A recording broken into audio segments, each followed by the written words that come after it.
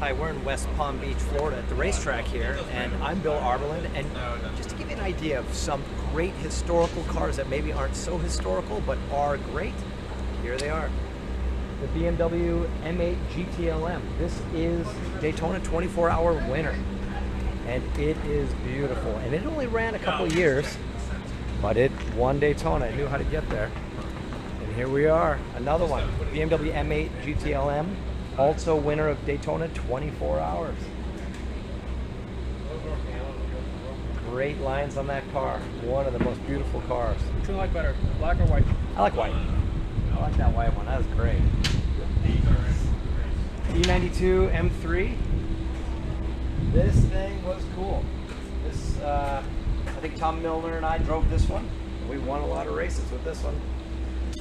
Z4 GT3. Let me tell you something about this. You wear this car and it becomes an extension of you. One of the most fun cars you're ever gonna drive. You sit in this and you think about doing something and it's already done it. And it's done it like it's one of the most fun cars you're ever gonna drive. You drove it today, so we're gonna drive it a little bit later in it, take people for rides. Here we go, John Andretti, JV Jones. Now this was a rocket ship. This thing had basically the Formula One engine, 4-cylinder, enormous turbo motor in the GTP era when sky was the limit on how fast that would go. And here it is.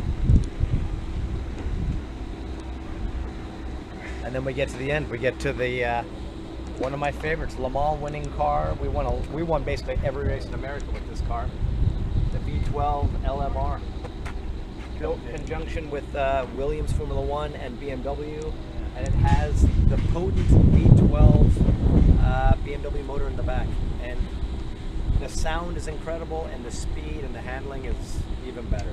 So, still holds up today. This car is now 22, 23 years old, and it's almost as beautiful today as it was then. You say it's almost as fast as something. Yeah, this thing would do a 10. Come on.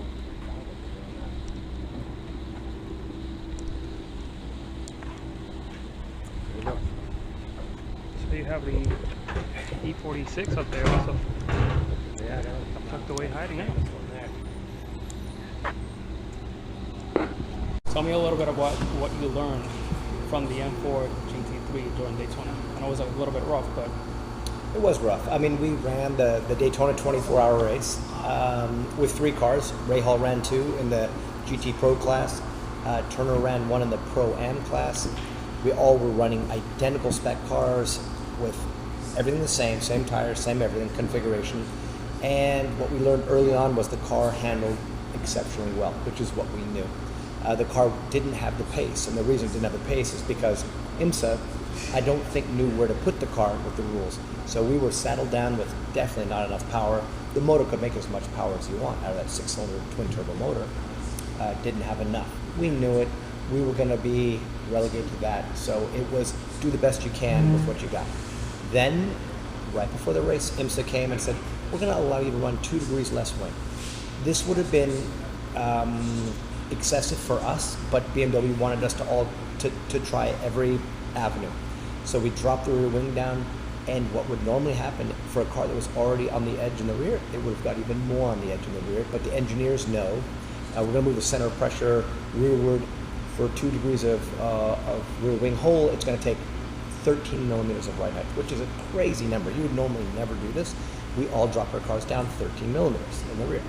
The car actually handled quite well again, and we had slightly faster top speeds, which is what we were looking for, just to try to be more competitive. Yeah. Off to the races we go. I mean, we learned what we knew. The car handled amazing, which is what we knew it would. We didn't get the right rules package, which was called the balance of performance, so we struggled there.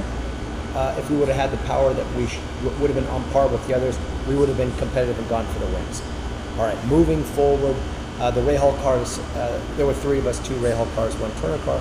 The Ray Hall cars did the whole 24 hours, made it to the end, experienced the whole thing. We've learned, we hope the rules will go a little bit more in our favor for Sebring.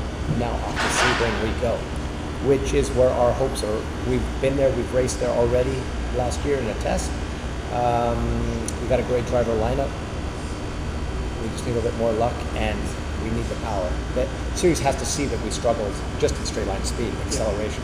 They give it to us, we're going to be right in the hunt and get us right back in the points and go racing. And it typically happens, right? Every time a new car is introduced, they're trying to kind of figure out where to put you guys, and usually the first races, you guys will struggle a little bit because you guys have probably held back a lot.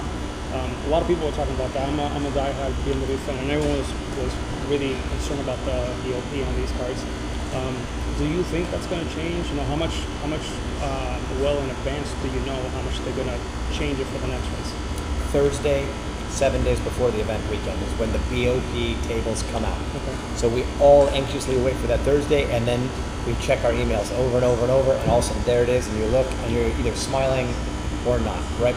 And we need, like, it's a big number. I've heard it's like 200 millibar boost, like a big number that we're missing. That's why we were 2 seconds off the pace. Am I thinking the series is going to give us all of it? I sure hope so, because we deserve it. We should be able to race competitively with the others.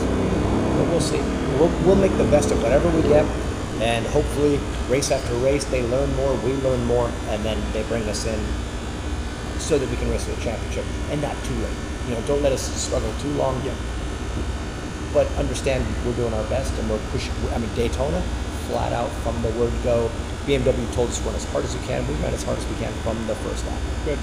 I mean, and then we still enjoyed it. I mean, we always enjoy seeing you perform out there, and you're always going to have your fans rooting for you, whatever the car does. So we're looking forward to seeing you, because I know we've seen the car at the 24 that you guys did practice, right? How different is the car set up from when you guys practiced that time? Going back to Sebring? Yeah, Sebring. Yeah, Daytona's a one-off setup. You have these crazy low wing angles for the top speed, because we spend so much time at top speed that you need a car that will produce these big numbers on the top end.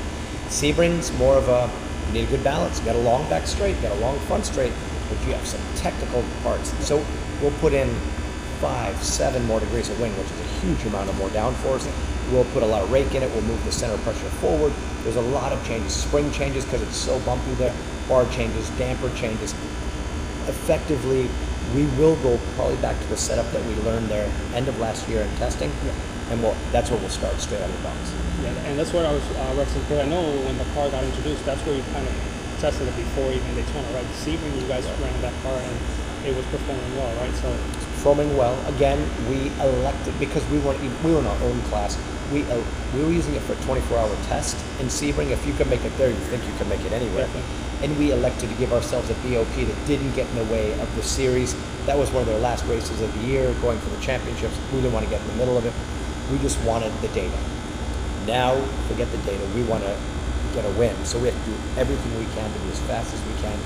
And we want to make the BMW fans and supporters and car club people, I want to make them proud of us, of what we do. I always want to win. I put every effort out there. So when we're slightly less than as competitive as I think we should be, it hurts my heart, and it hurts me for them. And I mean, I've lived my whole life trying to win races.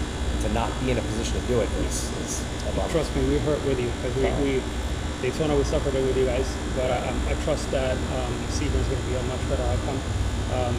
Tell me about your 500 races. This is a monumental number, and I was talking to Tom earlier. I think we got to put a series of videos that it says something like "Catch me if you can," because I don't think anyone's going to be able to catch me. Can you imagine? We're talking 500 races in a BMW. This is mega. And what's so cool is last year, the year before, time just flies. I hit the most wins in a sports car of anybody, or just about everything done in a BMW. And now we're going to hit 500 races, still winning, still going, and still loving it more than I ever have. Like, I live for these moments to get in these brand new race cars. And, you know, effectively, I'm not allowed to say it, but we're here in West Palm today. And today I was out driving the M8, which is now, one of them's being offered for sale, and the other one's going into the collection, but we're making sure that these things are pristine and perfect running order. And we run them here in laps around the track, and later on I'll get in the BMW V12 LMR. So to still be able to get in the most competitive, newest models ever, and then still be able to drive some of the history is like it's amazing.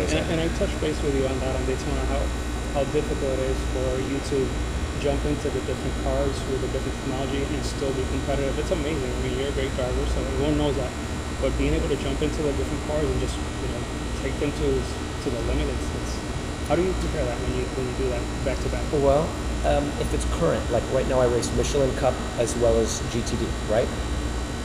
Very different cars, both M4s, but the speed difference is very different. But since I do it so much, it just becomes second nature. You jump in, you know this brake marker is here, this car has this much downforce, this one has this much power, this much braking ability, this one goes 40-something minutes on a tank of gas, this one goes 55 minutes.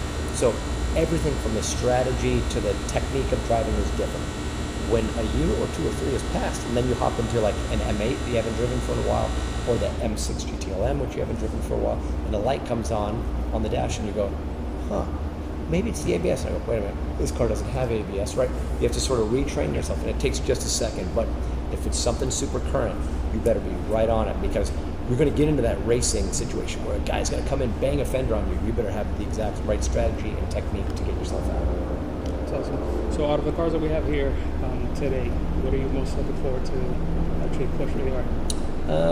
When it makes it out, it's probably the best car that I've ever driven. It's the BMW V12 LMR, just because it's so brutally fast and its sound is incredible, and it is basic-ish, but it's so cutting edge that by today's standards, it will still produce a lap time that would be competitive today. Like you take this thing to Petit Le Mans and run it today, it would still be within a second of the fastest LMBH, prototype cars that are out there now. So that gives you an idea of that day and age when those Audis or the LMRs, those things were out there. They were pushing the envelope so fast with these engines and downforce levels that it was an era, right? And then they always try to slow the cars down, then they always wind up speeding back up again, and it's kind of a cycle they do, but that was at the peak of a cycle when you could go to Le Mans, you could run 220, 30 miles an hour in these cars. That's what they were designed to do. That's crazy. Yeah, it was awesome.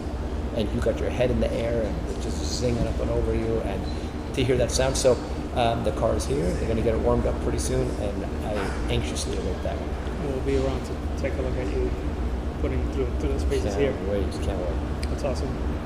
Thanks, as always. I appreciate your time. Appreciate always taking some BMW CCA, always really big fans of you.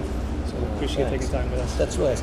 And for everybody at home, I mean, that BMW M4 GT3, if you get a chance to come to the racetrack and look at it, I compared it to a Picasso. Obviously, it's not a Picasso, but it is a work of art on wheels. The designers, the engineers put so much cutting-edge design into it that give it a second and it will be fast. As soon as the rules allow it to be fast, it's going to start winning races and we're going to start winning championships with that car. I'm going to put a link into walk around that town bit of the car. It's a work of art. It's an engineering masterpiece. Takes it to a new level. It's beautiful. This is part of the problem. I think this car should have been maybe silent when it came out because there was so much hype in the background for a year and a half before it came out that the series were all whoa, whoa, whoa, and nobody wanted this thing to just run away. So they've over-reined it in, and they got to give us a little bit back. Hopefully we'll see that at Sebring. Absolutely. And we wish you the best. Thank you. We're looking forward to seeing you behind that new car. Thank you. Thank you guys there. Appreciate it, man.